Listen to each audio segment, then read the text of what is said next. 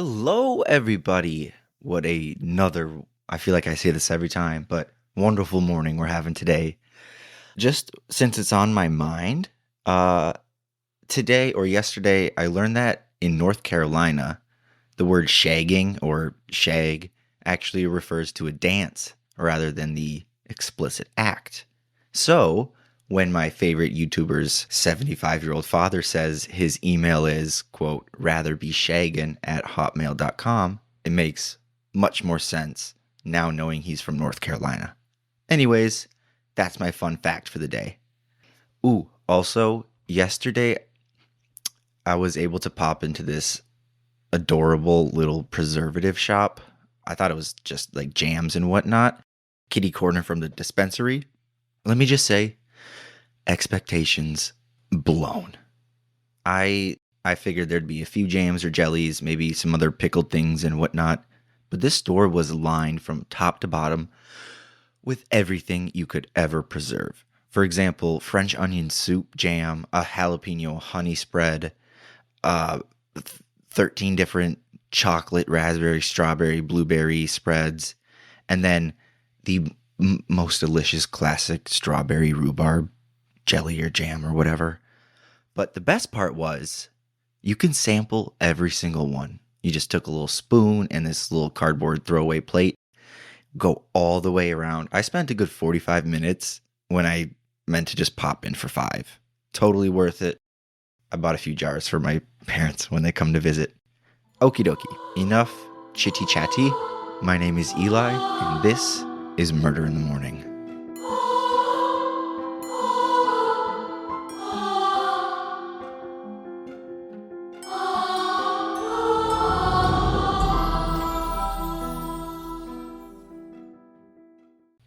Per usual, I had been sucked down the rabbit hole while searching for a story this week. There's just too many drop downs that keep dropping down, you know?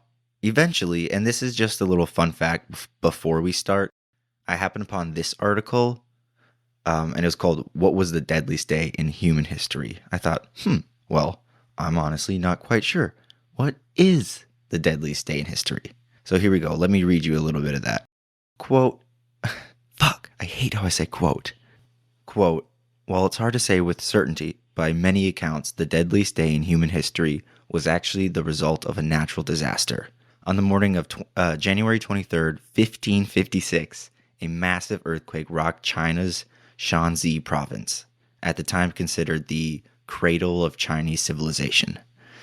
The quake only lasted a few seconds, but is estimated to have directly killed 100,000 people, with the ensuing cascade of landslides, sinkholes, fires, migration, and famine, killing an estimated total of 830,000 people. Of course, that's nowhere near as high as the total death tolls of major events like World War I or II, or even pandemics and floods. But when considering a single day of devastation, this earthquake is widely considered the most fatal we know of. It's also listed as the deadliest earthquake recorded in history, of course. And then there's a translated quote from years ago that kind of describes the mountains and rivers changing places. It says, in some places the ground suddenly rose up and formed new hills, or it sank abruptly and became new valleys. In other areas, a stream burst out in an instant, or the ground broke and new gullies appeared. Huts, houses, temples, and city walls collapsed all of a sudden. End quote. Woo! That's something you would see in the movie 2012 or any movie where the world is ending. Horrifying, but I imagine it was very spectacular. Okay, I don't blame you if you fast forwarded through all of that. Time for what you came for. Today, I bring you serial killer Tommy Lynn Sells. Right up front, this story is sad, frustrating, disturbing, all the other bad things, but there are a couple happy moments of survival and justice that I want to highlight as best as I can. I couldn't initially decide where to begin this story. There's so many twists or just like kind of runoffs here and there. So let's just start at the beginning. Tommy Sells was born in June of 1964 in Oakland, California. Not surprisingly, his childhood was beyond difficult. His twin sister died as a baby. His father died when he was 11, and his mother didn't seem very attentive. By the time he was only 7 years old, Sells was regularly stealing and drinking alcohol. And then, quote, within a year, he was socializing with an adult man named Willis Clark, who Sells alleged began molesting him. Sells also claimed his mother encouraged this relationship, which traumatized and further impacted him greatly, end quote. His mom encouraged it. That's so messed up. And by 10, his life had only worsened. Now regularly using narcotics, this behavior only got weirder. Tommy was caught sneaking into his grandmother's bed completely nude while she was asleep. Among many other oddities, this happened to be the last straw, and his family up and left unannounced, abandoning this 10-year-old. It was reported that a few days after his family left, he got angry and proceeded to assault and shoot a woman on the street. Thankfully, she did survive. It's hard to say precisely what he does now, where he goes, or what crimes he's committed, because at the age of 14, from 10 to 14, he's fully become a nomad on the move. The next interaction we find of this sour human being is in 1981 at the age of 16 or 17, and it is not a good one. Quote, when Sells visited family in Little Rock, Arkansas in May of 1981, his mother threw him out after he tried to molest her in the shower. Thereafter, he failed to receive mental health assistance, his drinking worsened, and ultimately led to his first arrest in 1982 for public intoxication, end quote. I mean, my gosh, first your grandma, and now your own mother? Please calm down, sir. Before we go any further, I have to explain something important. Many, or most, I should say, of this guy's crimes are all alleged, and he's only ever officially convicted of one murder, but is suspected of nearly 22 or more. I will cover a few of the more plausible crimes that he's alleged to do, in addition to the factual ones. First, 3 years after the attempt to touch his mommy, quote, in July of 1985 in Missouri. Quote, in July 1985, 21-year-old Sells worked at Forsyth Carnival, where he met 28-year-old Ina Court and her 4-year-old son Rory. Court invited Sells to her home that evening. According to Sells, he had sex with her, fell asleep, and awoke to find her stealing from his backpack. He proceeded to beat her to death with her son's own baseball bat. He then murdered her son because the child was a potential witness. The bludgeoned bodies were found 3 days later, by which time Sells had left town.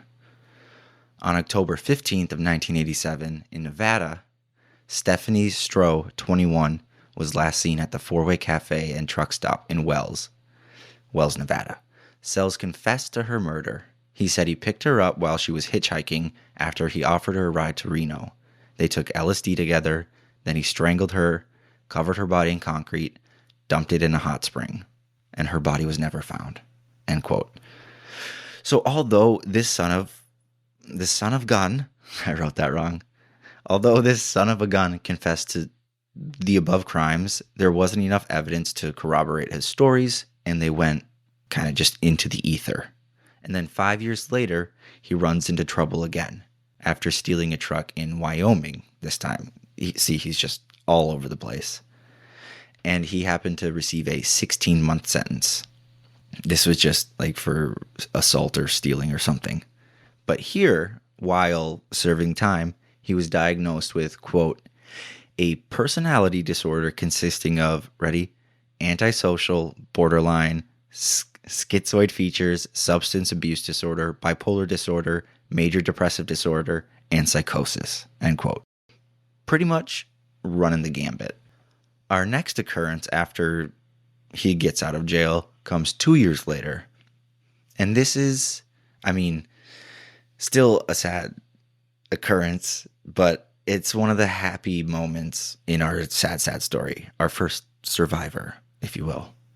Fabian Witherspoon was only 19 years old when she encountered serial killer Tommy Lynn Sells. And this comes straight from the ABC News article.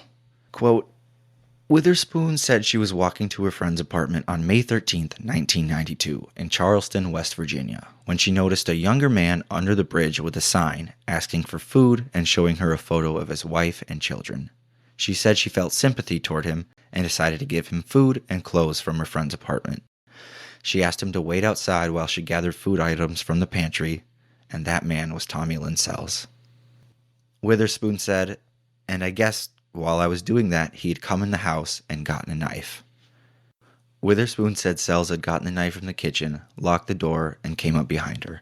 They were alone in the apartment, and she said he told her what to do and he wouldn't hurt her. At first, Witherspoon complied. She said he led her to the bathroom, knife still in his hand.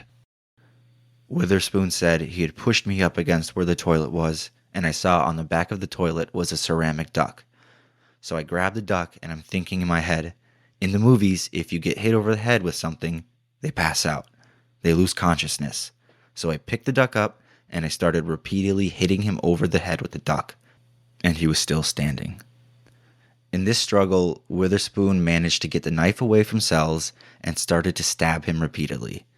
An injured Tommy grabbed a piano stool and hit Witherspoon with a massive force on her head. And then, she said, I felt something come crashing down over my head. And that's the last thing I remember until I came to when the police and ambulance were out front. End quote. Sells tried to get away, but his injuries landed him in the ICU and in police custody. Witherspoon sustained significant injuries, including a gap in her head and a cut in her hand, but besides that, she was okay. Can you even imagine experiencing something like that? I feel like I might have just blacked out right away, and whatever happens, happens. I honestly don't know. So massive props to this Miss Witherspoon for her courage and strength. And that incredible fight led to the capture of Tommy Sells. Unfortunately, due to his nomadic lifestyle, police were unaware at this time that Sells was a murderer who would continue to kill. Sadly, he took a plea deal and only received 5 years for the breaking in and assault. Brace yourself, though. We're going to get sad again. So he serves his 5 years, and on October 13th, 1997, only 10 months after his release from prison, Illinois resident 10-year-old Joel Kirkpatrick was found murdered in his bedroom in the middle of the night. Joel's mother, Rhea, woke up to screams in the middle of the night and ran to her son's room. She said she came across an intruder and no sign of Joel. Rhea chased the attacker outside and across the lawn, where he hit her and disappeared into the night. When authorities were called, everything went wrong. Everything. Quote, when officers arrived at the house, they found the boy dead on the other side of his bed. Investigators couldn't find signs of the struggle Rhea described at the crime scene. Nothing had been stolen, the house was neat, and there were no signs of forced entry, according to the investigators working the case. Rhea, who has always maintained her innocence, was the primary suspect for years. She was indicted on first-degree murder charges in the year 2000.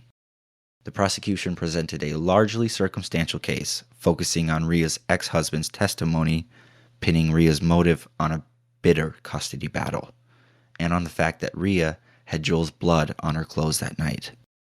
Rhea's defense claimed that Joel's blood transferred to her clothes during her struggle with the intruder. End quote. This is the frustrating part I warned you about.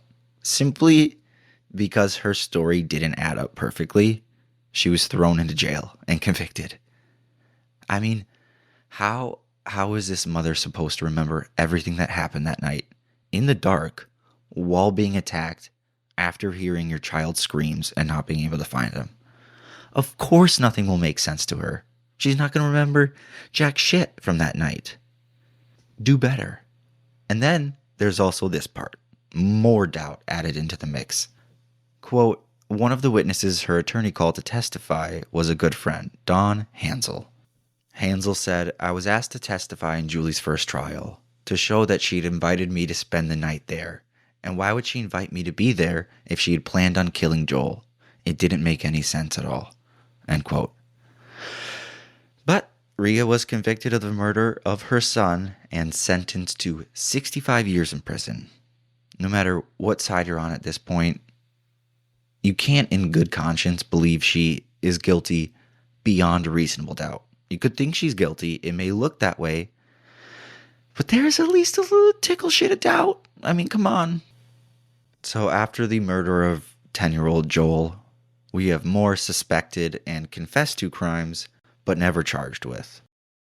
On October 15th, 1977, in Missouri, 13-year-old Stephanie Mahaney was found in a in a pond west of Springfield. According to Sells, he pulled her from her bed in home at night, drove her to a field, injected her with cocaine, raped her, and strangled her to death.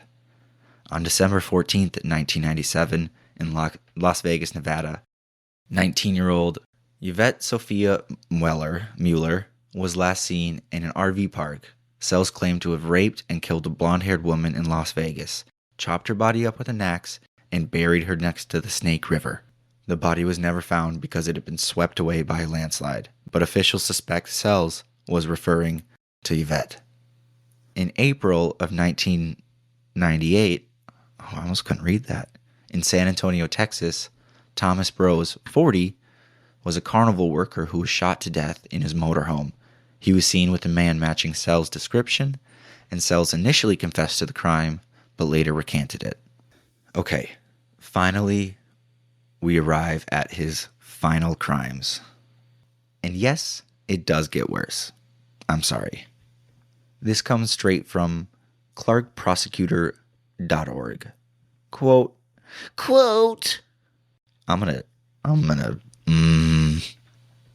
I should just have a button that says quote for me. Quote, Terry and Crystal Harris lived with their son and 2 daughters in a trailer home west of San Antonio.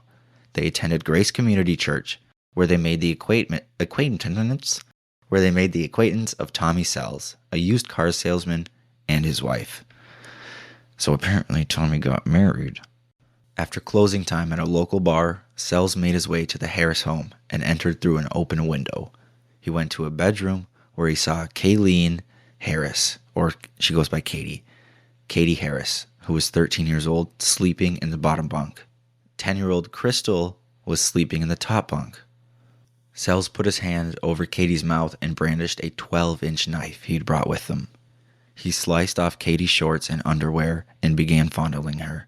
She wiggled free, stood up, and screamed. Sells then turned on the light and moved to block the door. Katie saw herself bleeding and said, "You cut me." Sells then moved behind her, put his hand over her mouth, and sliced her throat twice. Katie dropped to the floor and gurgled. Sells stabbed her 16 more times. Crystal, her sister, said, "I'll be quiet, I promise, I won't say anything." As Sells moved toward her, he reached over and sliced her throat. She fell to the ground, pretending to be dead, as Sells walked out the front door. Assuming that everyone in the house had been killed, Crystal ran outside to a neighbor's house and police were called. Crystal survived the attack, identified Sells from a photo lineup, and testified at trial. Sells confessed to killing Katie Harris and attacking Crystal. He went with police to the residence and gave a videotaped reenactment of the crime, which aligned with Crystal's account. Oh, a reenactment of the crime, that's so fucked up. This confession was only the beginning, though. However, this confession was only the beginning, however. Over the next few months, Sells confessed to a string of murders all over the U.S., spanning 30 years. 3 decades. He used the nickname, he called himself Coast to Coast, to describe his nomadic lifestyle and his trail of killings. Gross. He traveled by hopping trains and stealing vehicles and made money by working, panhandling, or stealing. End quote. Could you imagine?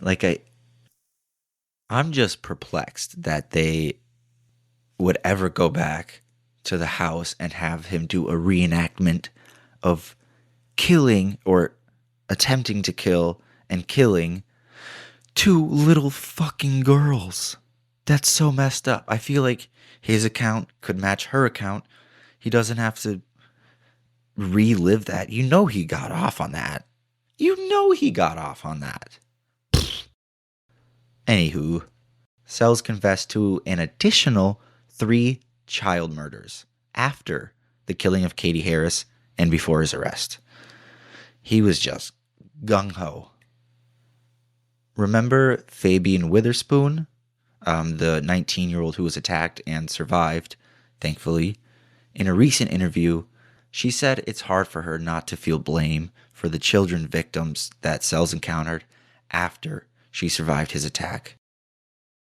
Witherspoon said, "I felt like it was my fault that he only got 5 years. I've read that after he had his encounter with me, he never wanted to be stuck in that situation again where he could be at jeopardy of being hurt.